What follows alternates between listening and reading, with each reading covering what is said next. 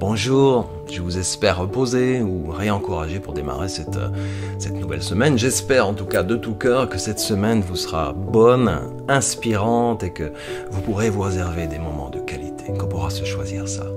Entre le chapitre 4 qu'on vient de quitter et le chapitre 5, on observe vraiment un écho entre les paraboles et les récits de guérison. On l'a déjà vu un peu, mais ralentissons parce que c'est très bref chez Marc. Il y a très peu de paraboles en fait chez Marc, contrairement à Luc par exemple, où il y en a vraiment beaucoup.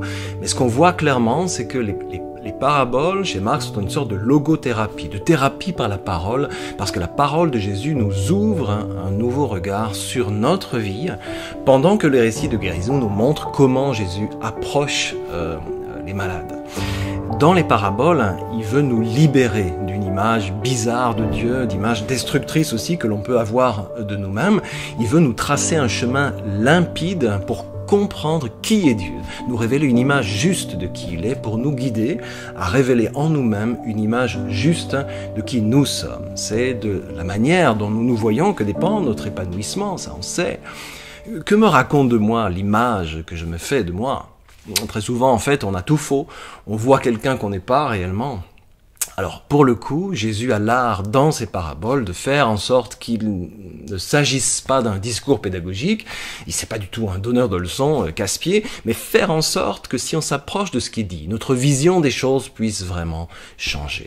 En quelque sorte, on pourrait dire que les paraboles sont un processus thérapeutique avec lequel on peut s'identifier, parce que les paraboles guérissent nos images intérieures en nous offrant tout simplement une autre manière de voir. En fait, la sagesse thérapeutique de Jésus, c'est dans sa parole tout le temps, parce qu'elle n'est jamais cette parole moralisante, mais qu'elle relève, qu'elle rétablit. Toujours, il fait ça d'ailleurs, même hors des paraboles, en fait, ses mots et ses gestes nous ouvrent les yeux sur la vérité de nos vies, et en faisant ça, il veut nous conduire sur un territoire rassurant de nous-mêmes, passer sur l'autre rive, là où les paroles des autres ne nous blesseront plus, là où on trouvera en lui des ressources, des vrais outils pour faire face à un lieu sûr pour nos pensées et nos émotions, un abri quoi.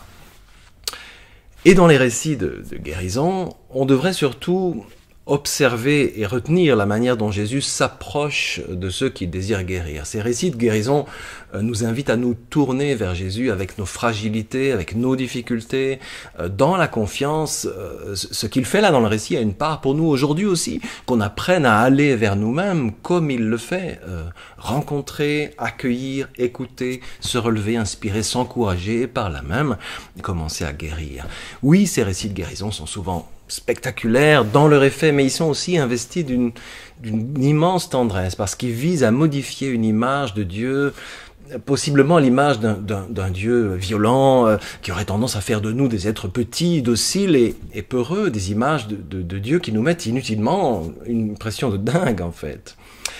Jésus transcende tout ça pour nous ouvrir l'espace intérieur d'une image saine de nous-mêmes qu'il révèle, qu'il nourrit, qu'il inonde d'attention et de tendresse pour qu'on ait le courage de changer vraiment, le courage de ne pas rester victime ou immobile ou angoissé ou inquiet ou scotché dans un moment de nos vies qui en fait est déjà passé depuis longtemps parce qu'il ne nous correspond plus. Il nous donne cette injonction, lui, bienveillante de croire en la guérison maintenant, de se lever, d'aller, puis d'enfin être guéri.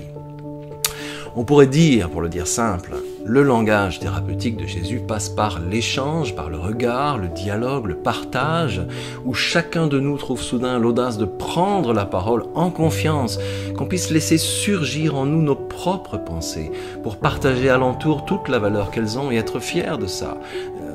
Jésus fascine et provoque dans ses paraboles. Il y parle d'une manière captivante de choses très simples. Parfois, c'est presque un sentiment d'agacement qui pourrait susciter en nous parce qu'il vient nous chercher. Et pourtant, ce qu'il cherche avant tout, c'est nous conduire vers des prises de conscience essentielles sur nous-mêmes et sur Dieu, de tenter un choc émotionnel qui nous permettra de lâcher toutes les images fausses que l'on transporte de nous-mêmes et qui, elles, oui, nous rendent inquiets, stressés et nous mettent vraiment sous pression. Un théologien allemand dit que Jésus nous fascine, sa parole nous fascine, mais que si on se laisse embarquer, il nous transporte ailleurs pour contredire nos habitudes et nos acquis, pour donner des réponses à nos attentes et à nos plus grandes espérances. Posons-nous cette question maintenant. Je veux dire, formulons cette simple prière, toute simple. Seigneur, je veux guérir, moi aussi. Guéris-moi.